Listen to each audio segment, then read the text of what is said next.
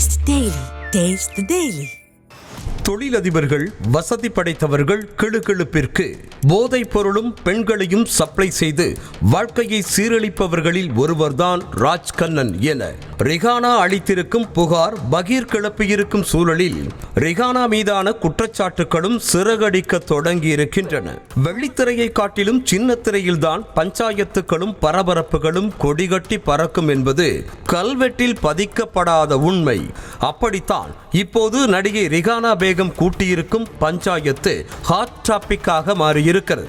ஆனந்தராகம், மீனாட்சி பொண்ணுங்க உள்ளிட்ட சீரியல்களில் நடித்து ஃபேமஸான ரிஹானா பேகம் பாண்டியன் ஸ்டோர், சிப்பிக்குள் முத்து உள்ளிட்ட தொடர்களிலும் நடித்து புகழ் பெற்றார்.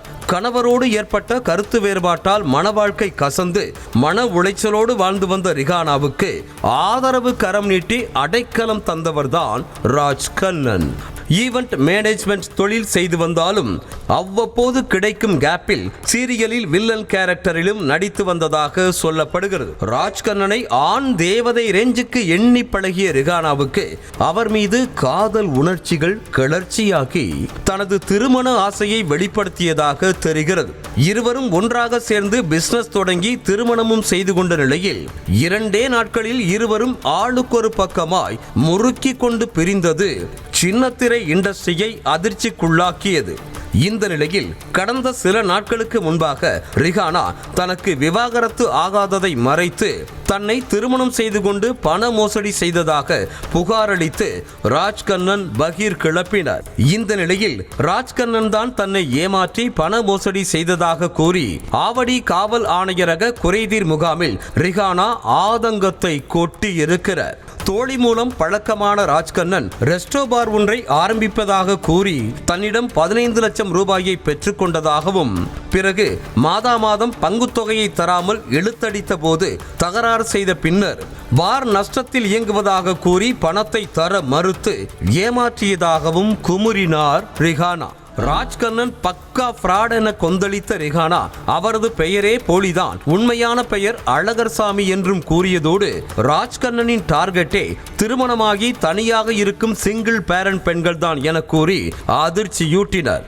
இப்படி தனியாக இருக்கும் பெண்களிடம் அறிமுகமாகி பழகும் அவர் அந்த பெண்களிடம் பண மோசடி செய்தும் உடல் ரீதியாக பயன்படுத்தி கொண்டும் ஏகபோக வாழ்க்கையை வாழ்ந்து வருவதாக கூறி பகீர் கிளப்பினார். டிராவல்ல அவங்க எல்லாரும் சொல்றாங்க, இவன் பொம்பளை மாட்டினா ஒன்னு வியாபாரம் பண்ணிடுவான், இல்லைன்னா அந்த பொம்பளை கிட்ட இருக்கிற காசு பறிச்சிடுவான், 2 வேளை ஸ்ட்ராங்கா பண்ணுவான், நீ யார் பெத்த பிள்ளையோ கொஞ்சம் ஜாக்கிரதையா இருமான்னு எல்லாரும் என்ன காது கடிச்சிட்டே இருந்தாங்க. எனக்கு அவன் மேல கொஞ்சம் காசு கொடுக்கறதுக்கு முன்னாடி அவன் கெட்டவன் எனக்கு தெரியாதுங்க. காசு கொடுத்ததுக்கு அப்புறமா தாங்க அவனுடைய சுயரூபமும் ஒன்னு தெரிஞ்சது. அது மட்டுமல்ல, தான் நடத்தி வரும் ரெஸ்டோ பாரில் பார்ட்டி நடத்தும் ராஜ்கண்ணன் அங்கு வரும் வசதி படைத்தவர்களுக்கு போதைப் பொருட்களை சப்ளை செய்வதாகவும் சொல்ல போனால் பெண்களும் சப்ளை செய்யப்படுவதாகவும் புகார்களை அடுக்கி பரபரப்பை கூட்டினார் ரிஹானா. ராஜ்கண்ணனின் வீட்டில் எப்போதும் 10-15 பெண்கள் ஸ்டாக்கில் இருப்பார்கள் என்றதோடு கொக்கைன் போன்ற போதைப் பொருட்களும் பதுக்கப்பட்டுள்ளதாகவும் கூறி மொத்தமாக போட்டுடைத்திருக்கிறார் ரிஹானா. கொக்கைன் அவன் வீட்டில் கொக்கைன் இருக்கும், இந்த பிளாக்ல விற்கிற அந்த இது சரக்கு, அந்த இதெல்லாம் ட்ரக்ஸ் எல்லாம் எல்லாமே வச்சுட்டு இருப்பான். அவன் வீட்டில் பொண்ணுங்க எப்பவுமே ஸ்டாக்காக இருக்குங்க. கேட்டால் பொண்ணுன்வா, தங்கச்சின்வா, அக்கான்வா. ஒரு இலங்கையிலேருந்து ஒரு பொண்ணை கூட்டு வீட்டில் 5-6 வருஷமாக தங்க வச்சிருக்கான். கொடுத்த பணத்தை திருப்பி கேட்டதாலேயே இத்தனை பிரச்சனைகள் ஏற்பட்டதாகவும் கட்டாய உடல் உறவுக்கு இணங்கிய பின்னர் தான் 7 லட்சம் ரூபாயை மட்டும் தந்ததாகவும் மீதி பணத்தை தராமல் கொடுமைப்படுத்தி வருவதாகவும் குமுறுகிறார் ரிஹானா. இது போன்ற பண மோசடி மட்டுமல்லாது விஜயலட்சுமி விவகாரத்தை பயன்படுத்தி சீமானிடம் மிரட்டி பணம் பறிக்க கூட ராஜ்கண்ணன் திட்டமிட்டதாகவும் கூறி திடுக்கிட வைத்தார். சின்ன திரையில் பல பெண்களின் விவகாரத்திற்கும் இவர்தான் காரணம் என குற்றம் சாட்டும் ரிஹானா போலீசார் அவர் மீது காலம் தாழ்த்தாமல் நடவடிக்கை எடுக்க வேண்டும் என கோரினார். அங்கே என்ன சீமான் சாருக்கு ஏதாவது ஒரு மைனர் பொண்ணு ஏதாவது இருந்துச்சுன்னா அந்த மைனர் பொண்ணை அவர் சீமான் சாரை கனெக்ட் பண்ணி அது சிசிடிவி கேமரா ஃபுட்டேஜ் வச்சு பேரம் பேசுகிறாங்க. ஸோ இந்த மாதிரி பண்ணால் உனக்கு ஒரு 80 லட்ச ரூபாய் வரும் அப்படின்ட்டு. அந்த 80 லட்ச ரூபாயில் 60 லட்ச ரூபாய் எனக்கு ஃப்ளாட் வாங்கி கொடுப்பானா, 10 லட்ச ரூபாய் இன்டர்வியூ பண்ணுவானா. இந்த விஷயங்கள் எல்லாம் அவன் பிளான் பண்ணிட்டு இருக்கான். ஆனால் ரிஹானாவின் குற்றச்சாட்டுகள் அனைத்தையும் ராஜ்கண்ணன் மறுத்திருக்கிறார். நீங்க ஏதோ நிறைய ட்ரக்ஸ் வச்சிருந்ததாவும் ஏதோ கத்திலாம் வீட்டுல வச்சிருக்கீங்க மாதிரி நிறைய வந்து டார்கெட் பண்ணி இது ஈவென்ட் மேனேஜர் பிரதர், நான் ஈவென்ட் ஆர்கனைசர், நான் ஈவென்ட் மேனேஜர், நடிகர் சங்கத்துல இருக்கேன், நானும் சினிமா துறையில தான் இருக்கேன், ரீசெண்டா படங்கள்லாம் பண்ணிருக்கேன். நமக்கு இது வேலை கிடையாது. சும்மா ஏதோ சொல்லணும்னு சொல்லக்கூடாது, ஏதோ கதை சொல்றாங்க சொல்லிட்டு இருந்தேன். நம்ம நான் புகார் கொடுத்துருக்கேங்க. அவங்க அதுக்கப்புறம் தான் அவங்க பண்ணியிருக்காங்க. நான் கொடுத்த கம்ப்ளைண்ட் அப்போ ஏன்னா அப்பயே கொடுத்துருக்க வேண்டியதானே, ஏன் கொடுக்கல?